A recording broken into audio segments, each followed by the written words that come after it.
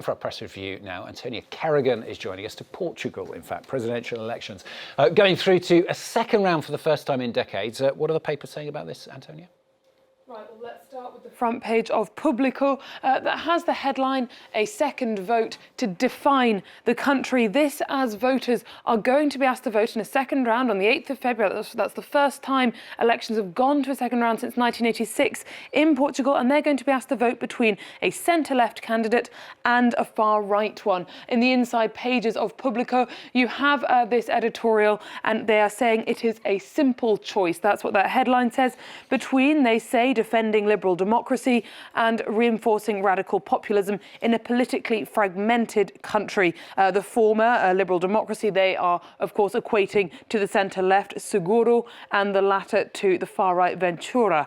Now, the Jornal de Noticias has this on the front page. These are the two individuals. That's the socialist, that's the far-right, and these are their electoral scores.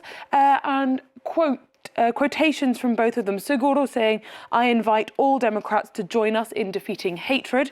And Ventura saying, "The right has fragmented like never before, but the Portuguese people have given us leadership of the right." So for him, and this is something that shines through in a lot of the opinion pieces we're reading, he may not win the second round. He doesn't necessarily expect to, but for him, the result has already been substantial. For him, the result yesterday has anointed him the main character, the main figure of the right.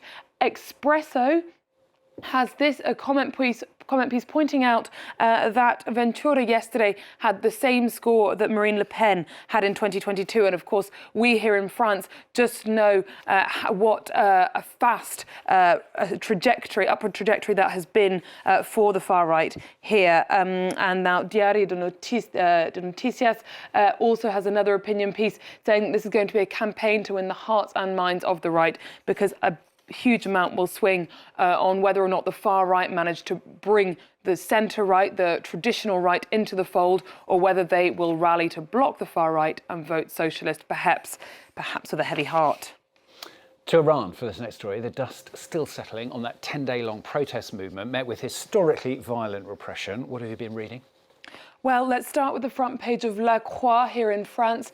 Iran, the protest crushed, and you have an image there of a woman participating in a protest, a solidarity protest in Istanbul, one of the many members of the Iranian diaspora who protested, with a tear on her makeup. And that's a very powerful image of the massive loss that Iran has suffered. Repubblica has this piece, the Italian paper has this report on the Battle of Hospitals. They describe awful scenes of security forces tearing through hospital wards, ripping people out of their beds after operations, taking some patients outside to be shot, and also bodies being piled up intentionally by security forces in hospital entrances as a sort of warning. In the streets of Tehran, we've got these two pieces from the Financial Times and the Wall Street Journal. Tehran after the protests, patrols, propaganda and despair. The Wall Street Journal, streets full of soldiers and warnings from loudspeakers. And you've got these quite bleak scenes of destruction and also this description of an eerie quiet, an enormous law enforcement presence. And even in this Wall Street Journal article, pro-government militias tearing through the streets, blaring across loudspeakers the words, "Don't come out, we'll shoot you." And finally, we're going to move to the UK for some gentler news. This is one for me, I think. A group of men who take pride in their very boring interests held a meeting over the weekend. Well, hold on to your hat. So this is part of a worldwide franchise called the Dull Men's Club. And the Times got, obviously, I'm sure, the exclusive that everyone was chasing. They were in attendance at their meeting in a London restaurant this weekend. These are men who don't suffer from fear of missing out, but experience the joy of missing out. They prefer a room without a view, is their words, not mine. I'll introduce you to some of them. This is Dave, I believe, yeah, that's Dave. His penchant is to take photos of his favourite bins. He's got an enormous online following. I'd love to show you some examples, but that's just too deep a dive for today. This is, what's his name? Hang on. This is Harry, sorry. He found a remarkably smooth Mars bar. He bought one a couple of years ago.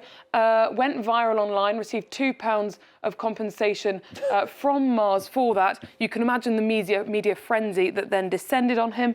And this is the work of another member, Tim Webb, an avid decorator of potholes. Now, isn't that lovely? Oh, how sweet. I hope he doesn't get run over. That's what I'm worried about. That'd be a terrible shame. would. Anyway, what a day that must have been in that London pub this weekend. Yeah, you could say, well, when are the dull women meeting? But of course, there aren't any. So, that would solve the problem, wouldn't it? Antonio Harrigan with the papers on France 24. A lot more coming